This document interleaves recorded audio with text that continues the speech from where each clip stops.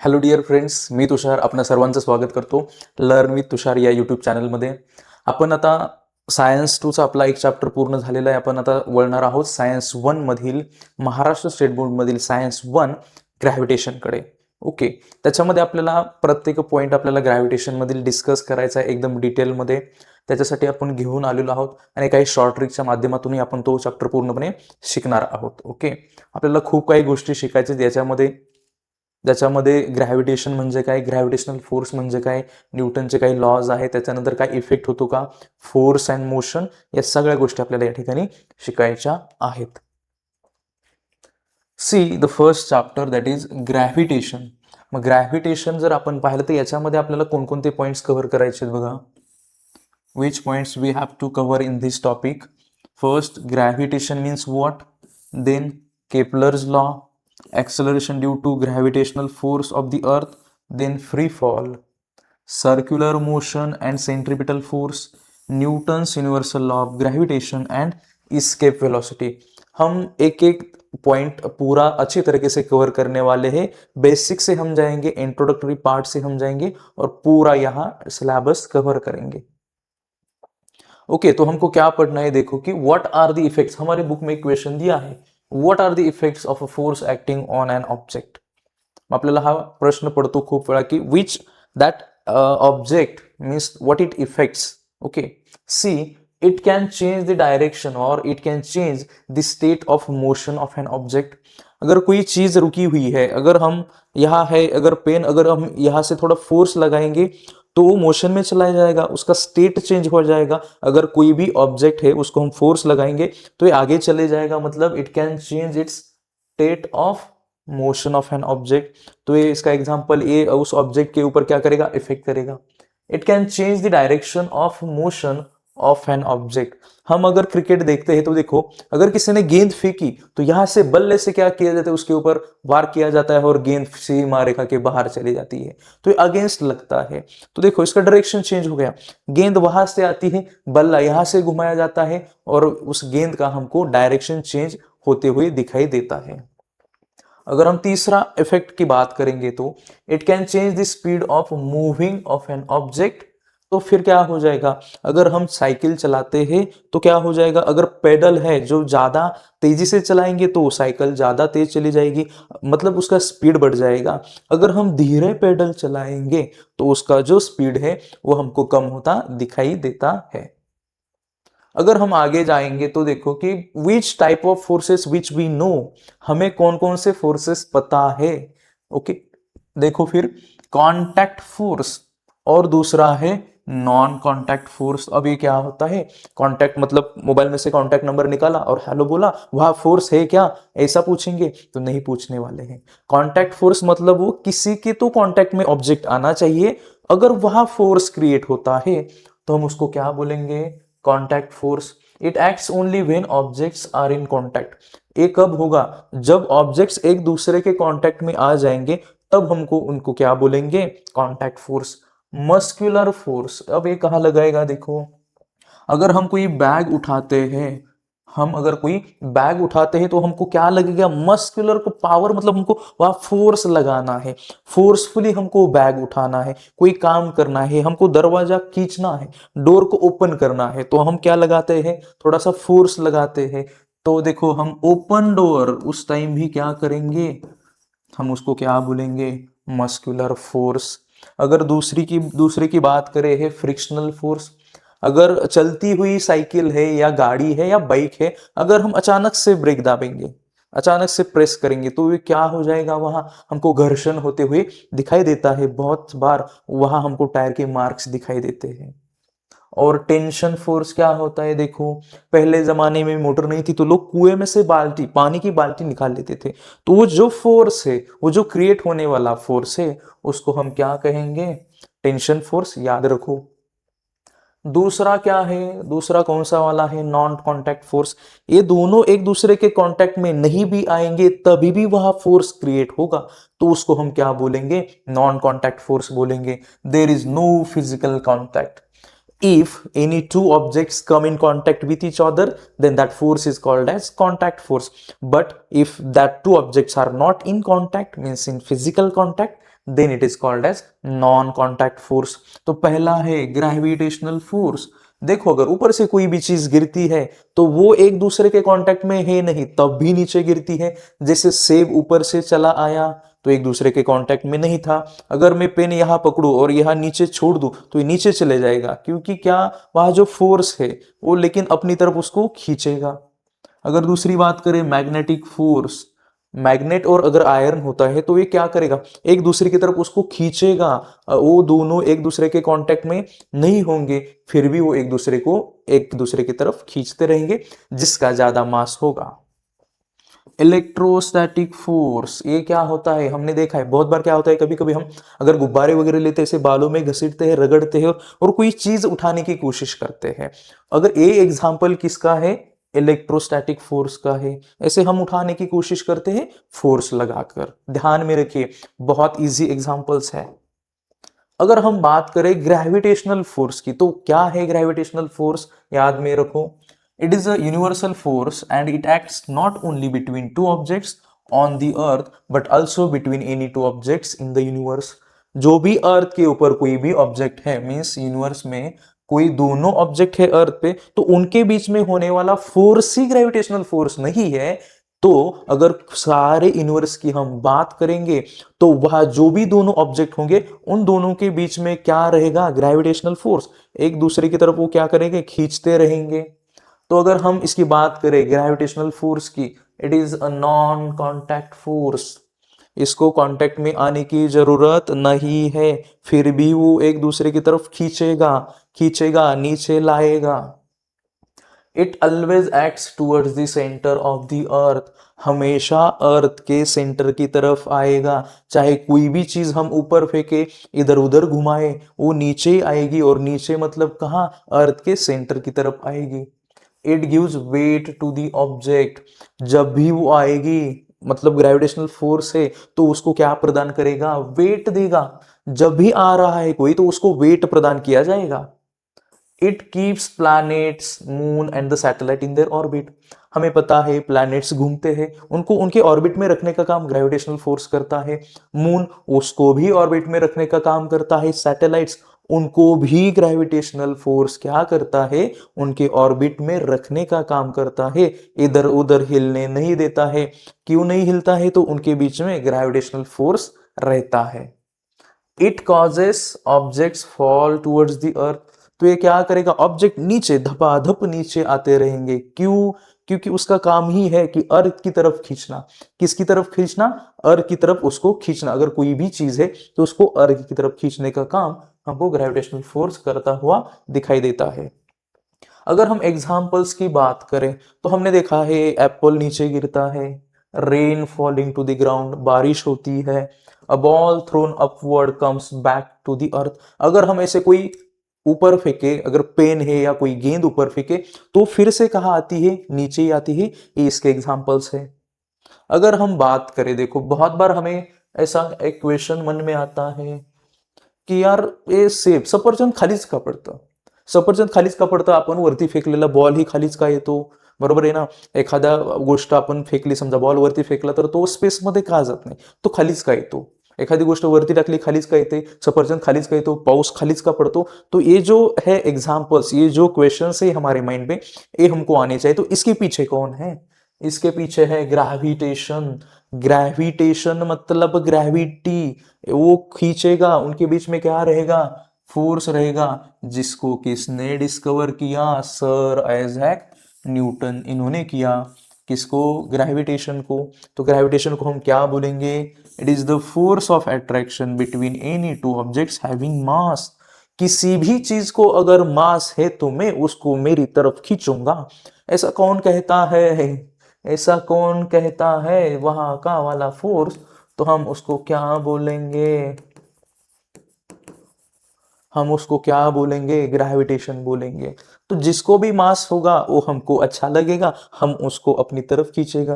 कितनी अच्छी बात है, देखो जिसको मास नहीं होगा उसको हम खींच पाएंगे, खींचेंगे नहीं, खींचेंगे। तो ज्यादा मास बढ़ाओ, आप अपने आप खींचते चले जाओगे, किसकी तरफ, अर्थ की तरफ। तो देखो हमको पता है कि अगर हम बात करें ग्रेविटेशनल फोर्स है, यहाँ अर्थ है, तो ये जो एप्पल है, ये एप्पल कहाँ आता है? देखो यहाँ हमको दिखाई दे रहा है कोई तो नीचे इस पेड़ के नीचे बैठा है, बहुत सारे एप्पल्स है और वो आकर वहां गिरते हैं। अगर सर आइजैक न्यूटन जी है, उनके बजाय अगर कोई वहां दूसरा होता तो सेब खा के चला जाता। लेकिन अब देखो कि ऐसा बोला जाता आहे की जो लोक वेडे लोक असतात ते काय करतात, इतिहास लिहितात आणि शहाणे लोक ते वाचतात। सो वही फंडा अपनाया है इन्होंने कि उन्होंने दिमाग लगाया यार कि ये नीचे क्यों आ रहा है। वहां उन्होंने आइडेंटिफाई किया, एनालाइज किया, ये ऊपर जाने के बजाय नीचे आया, उधर क्यों नहीं गया, इधर क्यों नहीं गया, सीधा नीचे आया। ये उन्होंने आइडेंटिफाई किया खाने के बजाय। तो ये थोड़ा सा समझने वाली बात है। अगर हम बताएं कि मून है तो वो ऐसा घूमता रहेगा, लेकिन एप्पल हमको ग्रेविटी मतलब अर्थ के सेंटर की तरफ आते हुए दिखाई देता है। तो क्या फर्क है ग्रेविटेशन और ग्रेविटी में, क्या डिफरेंस है? ग्रेविटेशन मतलब कोई भी attraction between any two objects having mass, किसी भी दो ऑब्जेक्ट के बीच में का अट्रैक्शन, ऑब्जेक्ट में का, जहां दो ऑब्जेक्ट हो गए ना कि इंसान, वो उसको अलग कहते हैं। वो अट्रैक्शन अलग होता है, हमको हमेशा वही दिखाई देता है यार अट्रैक्शन, वो अट्रैक्शन हो रहा है ना, वहां एक फोर्स क्रिएट होता है that is called as attraction. और किसकी वजह से? मास होना चाहिए उनको। और ग्रेविटी को हम क्या बोलेंगे? Attraction exerted by only the earth on an object. तो ग्रेविटी को क्या बोलेंगे?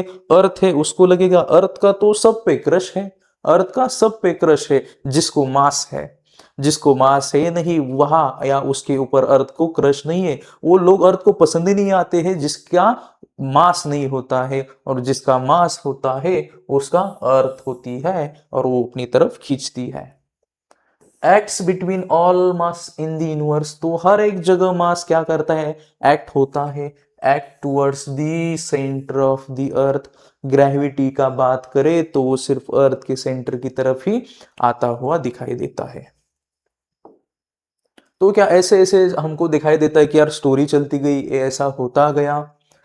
ही discovered the force by seeing an apple fall from the tree on the ground, तो होता चला गया, एप्पल ऊपर से नीचे चला गया, बट एक ऐसा आ गया, he wondered why apple fall vertically downward and not at an angle the vertical, vertically नीचे आता गया, वहां कोई एंगल उसको ऐसे एंगल में क्यों नहीं आया, ऐसे वर्टिकल एंगल में क्यों नहीं आया, सीधा वर्टिकली डाउनवर्ड क्यों आया? ऐसा मन में उसके क्वेश्चन आया।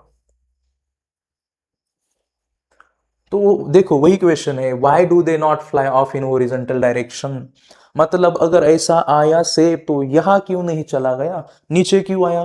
क्या मैं लकी था, या मुझे उसका इंतजार था, या उसको मेरा इंतजार था? मैं इंतजार करता रहा लेकिन वो आई नहीं। आया आया आया आया, कौन आया? कौन आया? एप्पल आया। तो एप्पल का ही इंतजार कर रहे थे कौन? सर आइजैक न्यूटन, किसी दूसरे का नहीं कर रहे थे। अगर किसी दूसरे का कर रहे थे तो हमको अभी ग्रेविटेशन नहीं पढ़ना होता। तो एक अच्छी बात है कि वो वहां इंतजार कर रहे थे कि कोई भी फल आए और नीचे गिरे उनके ऊपर। तो देखो, after much thought he came to the conclusion that the earth must have attracting the apple towards itself and this attractive force must be directed towards the center of the earth। तो ये है कि अगर Apple आ रहा है तो वो अपनी तरफ खींचेगा, ग्रेविटी की वजह से अर्थ अपनी तरफ खींचेगा, वो भी सीधा सेंटर की तरफ जाएगा। The direction from the apple on the tree to the center of the earth is the vertical direction at the position of the apple। अगर एप्पल की पोजीशन है तो वो कैसी है? सेंटर की तरफ, अर्थ के सेंटर की तरफ वो रहेगी वर्टिकल। वो कैसे रहेगी? वर्टिकल रहती है। सो और दस एप्पल फॉल्स वर्टिकली डाउनवर्ड, ना हॉरिजॉन्टली जाएगा ना हॉरिजॉन्टली जाएगा, एप्पल सीधा वर्टिकल आएगा, सीधा वर्टिकल आएगा अर्थ की तरफ ग्रेविटी की वजह से। The force on an apple on the tree is towards the center of the earth, that is along the perpendicular from the position of the apple to the surface of the earth। अगर हम ये क्या consider करें, surface है अर्थ का, किसका surface है? अर्थ का। तो अगर यहाँ एप्पल है तो ये नीचे सीधा ऐसे आते हमें दिखाई देता है, और यहाँ हमको 90 डिग्री का एंगल बनते हुए दिखाई देता है, जिसको हम कहेंगे that is perpendicular to the surface of the earth. तो देखो फोर्स किसे बोला जाता है, मोशन किसे बोला जाता है। किसी भी चीज को हम पुश करें या पुल करें उसको हम क्या कहेंगे, फोर्स।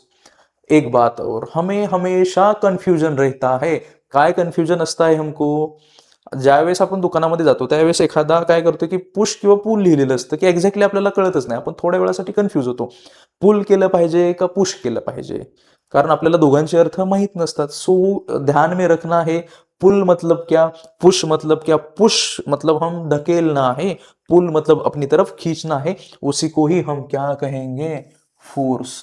फोर्स, फोर्स, धकेलना खींचना, धकेलना खींचना, उसको हम क्या कहेंगे, फोर्स। और मोशन किसे कहेंगे, motion it is the change of the position of an object with time. देखो अगर कोई, हम अगर वहां फोर्स लगाते हैं और वो चला जाएगा, अपना चेंज करेगा, पोजीशन चेंज करेगा, तो देखो पासिंग द बॉल वही होता है फुटबॉल में, या कोई डस्टर हम यहां से उठाकर वहां रखते हैं तो पोजीशन क्या हो गया, चेंज होता हुआ हमको दिखाई देता है। बहुत बार देखो फोर्स स्टार्ट्स द मोशन, अगर हम फुटबॉल को किक करेंगे तो ये मूव करने लगेगा, फिर क्या होता है, फोर्स। अगर साइकिल चलाती है हम ब्रेक लगाएंगे तो वहां भी क्या हो जाएगा, चेंज होते हुए दिखाई देता है। फोर्स चेंजेस द डायरेक्शन, अगर कोई गेंद, हमको अगर कोई गेंद डाल रहा है, बल्ले का इस्तेमाल करेंगे तो सीधा वो जो गेंद है वो सीमा रेखा के बाहर चली जाएगी, ये भी एक फोर्स के अंदर आता है, जैसे कि डायरेक्शन चेंज हो जाएगा। हमको पता है फोर्स चेंजेस शेप, अगर हमें पता है अगर कोई स्पॉन्ज होता है तो हम उसको क्या करते हैं, स्क्वीज करते हैं, स्क्वीज करने के बाद वो उसका स्ट्रक्चर चेंज हो जाता है। एक साइंटिस्ट है, उनका इंट्रोडक्शन हमको यहाँ पढ़ना है। जैसे कि कौन से साइंटिस्ट है, देखो सर आइजैक न्यूटन, बहुत महत्वपूर्ण साइंटिस्ट थे इस चैप्टर में। 1642 to 1727 was one of the greatest scientist of the recent time। बहुत इंपॉर्टेंट साइंटिस्ट ये है, ये पूरे मतलब साइंस की अगर हम बात करें तो इनको हम अगर टॉप ऑर्डर में रख सकते हैं, इतना बड़ा महत्वपूर्ण योगदान है। He was born in England, England को ही हम तीन नाम से जानते हैं, देखो यूके भी उसको बोला जाता है, फिर उसको क्या बोला जाता है, ग्रेट ब्रिटेन ऐसा भी बोला जाता है, हमें पता होना चाहिए। और इसका जो कैपिटल है ये क्या है, लंदन। तो लंदन कहाँ है, लंदन एथेंस, थेम्स जो है, थेम्स नदी के ऊपर हमको सिचुएट होता हुआ दिखाई देता है। He gives his laws of motion, equation of motion and theory of gravity in his book Principia. उन्होंने क्या किया, जो प्रिंसिपिया बुक है उनके अंदर उन्होंने सारी इंफॉर्मेशन दे दी है, बस हमको जाके वो पढ़नी है। जैसे क्या दिया, लॉज ऑफ मोशन हमने 9th कक्षा में पढ़ा था, फिर इक्वेशंस भी दे दिए हैं उसके, थ्योरी भी दे दिए है, कौन से बुक में, प्रिंसिपिया, प्रिंसिपिया ध्यान में रखना है। Before this book was written Kepler had given 3 laws describing planetary motion. वो जो बुक लिखते थे उससे पहले केपलर ने 3 लॉज दिए थे, जो कि प्लैनेट्स जो है ये कैसे मूव करते हैं, इनका मोशन कैसा है, इनके बुक लिखने से पहले ही उन्होंने वो इंफॉर्मेशन दे दी थी। However, the reason why planets move in the way described by the Kepler law was not known। लेकिन उस लॉ की वजह से ये नहीं पता चलता था, क्या नहीं पता चलता था, कि the reason why planets move in the way, तो वो कैसे मूव करते हैं, कौन से मेथड से मूव करते हैं, उससे वो पता नहीं चलता था। Newton with his theory that is gravity mathematically derived the Kepler laws. तो ये मैथमेटिकली डिराइव किया गया किसको, केपलर के जो कि लॉज थे। In addition to this Newton did ground breaking work in several areas including light, heat, sound and mathematics. तो इन्होंने सिर्फ लॉज ऑफ मोशन देने का काम नहीं किया है, बहुत सारे क्षेत्रों में काम किया है, जैसे कि क्या है, मैथमेटिक्स है, साउंड है, हीट है, लाइट है, इतने सारे एरिया में हमको काम करते हुए दिखाई देते हैं। He invented a new branch of mathematics. उन्होंने एक नया ब्रांच का आविष्कार किया, कौन से ब्रांच का, that branch is called as calculus. बहुत फेमस ब्रांच है ये, and has a wide ranging applications in physics and mathematics. जिस इसी कैलकुलस का मैथमेटिक्स और फिजिक्स में बहुत इस्तेमाल किया जाता है, वाइडली इस्तेमाल किया जाता है। So he was the first scientist to construct reflecting telescope, जो हमने 9th कक्षा में लास्ट चैप्टर पढ़ा था, टेलीस्कोप। तो एक पहला श्रेय किसको दिया जाता है, तो आंसर को दिया जाता है किस लिए, जो उन्होंने डिस्कवर किया पहला कौन सा टेलीस्कोप, रिफ्लेक्टिंग टेलीस्कोप। ओके, तो देखो बच्चों हमने क्या आज पढ़ा है कि पूरा बेसिक मतलब ग्रेविटी क्या होता है, ग्रेविटेशन क्या होता है, ये हमने अभी तक पढ़ा है। अगर हम आगे जाएंगे तो क्या होगा, देखो इधर circular motion and centripetal force. अब ये सेंट्रीपिटल फोर्स क्या होता है, जैसे हमें पता है कि कब हम क्या करते हैं, कोई स्ट्रेड है या थ्रेड लेके क्या करते हैं, उसके अंदर अगर हम क्या पत्थर रखेंगे उसको गोल गोल घुमाते हैं। मतलब देखो गोल गोल घुमाते वक्त एक सेंटर मतलब ऐसे घूमेगा, अगर हम उसको छोड़ देंगे तो उसमें से वो पत्थर निकल कर चला जाएगा। लेकिन वो गोल गोल घूमता रहता है कब तक, जब तक हम उसको फोर्स दे रहे हैं, और वो घूमता ही रहता है क्योंकि वहां वो सेंटर की तरफ आकर्षित होता है। तो उसका जो भी मोशन रहता है फिर वो कहाँ आ जाता है, सेंट्रल सिकिंग हम बोलते हैं। तो जो है सी, a force acts on any object moving along a circle and it is directed towards the center of the circle। तो फिर आकर यही रुकेगा कहाँ, अगर इसे छोड़ दिया जाएगा तो वो चला जाएगा, लेकिन हम उसे रोक देंगे तो फिर देखो वो आ जाएगा कहाँ, सेंटर की तरफ। इसलिए सेंट्रीपिटल फोर्स को बोला जाता है सेंट्रल सिकिंग। क्या बोला जाता है, सेंट्रल सिकिंग, उसी को ही हम बोलेंगे सेंट्रीपिटल फोर्स। तो centripetal means center seeking, that is the object tries to go towards the center of the circle because of this force। ये कहा जाएगा सेंटर की तरफ जाएगा। अगर हम बात करें किसकी, सर्कुलर मोशन की, तो वहां देखो it is the motion of an object along a circular path around the fixed point और द एक्सिस। उसका पॉइंट या एक्सिस जो है वो सर्कुलर पाथ में फिरेगा, वो ना इधर होगा ना उधर होगा, एक फिक्स जगह होगा। जैसे देखो रोटेशन होता है फैन का, देखो ब्लेड्स ऑफ फैन रोटेटिंग, उनका पोजीशन है वो क्या रहता है, फिक्स रहता है। फिर हम क्या बात करें, सैटेलाइट ऑर्बिटिंग दी अर्थ, इनका भी जो ऑर्बिट है ये फिक्स रहता है, ये चेंज नहीं होता है, लेकिन ये सर्कुलर घूमेगा, एक एक्सिस के अराउंड वो घूमता है, एक सर्कुलर जो पॉइंट होता है हमको वहां वो घूमता दिखाई देता है। अगर हम बात करें the moon which is the natural satellite of the अर्थ, ये सबको पता है, ये चंदा मामा, चंद्र हा काय आहे, उपग्रह आहे। कुणाचा उपग्रह आहे तर तो पृथ्वीचा उपग्रह आहे। पृथ्वी अशी एकुलती एक आहे की जिला दोन उपग्रह नाही, तिला एकच उपग्रह आहे, तो म्हणजे कोण, चंद्र। आणि सगळ्यात जास्त उपग्रह असलेला जर आपण प्लॅनेट्स पाहिला दॅट इज द जुपिटर। सबसे ज्यादा अगर किसी को सैटेलाइट है तो वो है जुपिटर। अगर हम किसकी बात करें अर्थ की, तो उसको एक ही है, goes around it in a definite orbit। So the direction of motion of the moon as well as its speed constantly changes during this motion। फिर ऐसा होता है, हमें पता है देखो मून, अब अर्थ क्या करता है कि किसी अगर ऑब्जेक्ट के पास मास है तो उसको अपनी तरफ खींचता है। तो देखो ऐसा कैसे नहीं होता है, मून आके क्यों नहीं गिरता है, तो मून का भी उतना ही मास है, लगभग थोड़ा कम है पृथ्वी से, अर्थ से, इसलिए वो उसकी कक्षा के बाहर नहीं जाता है, वरना वहां आ जाकर उनका कोलिजन हो जाता। इसलिए मून उसी के ऑर्बिट में हमको घूमता हुआ दिखाई देता है। उस एक्टिविटी से हमें क्या समझ में आता है, that it is clear that the moon go around the earth, there must be a force which is exerted on the moon and this force must be exerted by the earth which attracts the moon towards the itself। तो ये घूमेगा, तो हमको पता होना चाहिए कि क्या, ग्रेविटी मतलब ग्राउंड, ये ध्यान में रखो, जो भी है ग्रेविटी मतलब ये ग्राउंड की तरफ आकर्षित होगा। Similarly the sun must be attractive the planets including the earth towards itself. तो ये सन भी क्या करेगा, प्लैनेट्स को अपनी तरफ खींचेगा, जैसे अर्थ को भी खींचता है। तो देखो वहां भी फोर्स है, वहां भी ग्रेविटी है। अगर ऐसा नहीं होता तो हम देखो अगर वो ऊपर उड़ते तो सीधा स्पेस में चले जाते, बराबर है। तो वहां ग्रेविटेशन है, और ग्रेविटी की वजह से कोई भी चीज ऊपर से नीचे आती है, ये हमको ध्यान में रखना है। तो देखो डियर स्टूडेंट्स, हमने इस पूरे चैप्टर में पूरा बेसिक पढ़ा है कि क्या क्या जरूरत है हमें बेसिक से, हमें gravity, gravitation, force, then motion, circular motion, centripetal force, ये सब हमने अभी तक इस लेक्चर में पढ़ा है। In next lecture we are going to study Kepler's law and Newton's universal law of gravitation. ये हमको आगे जाके पढ़ना है।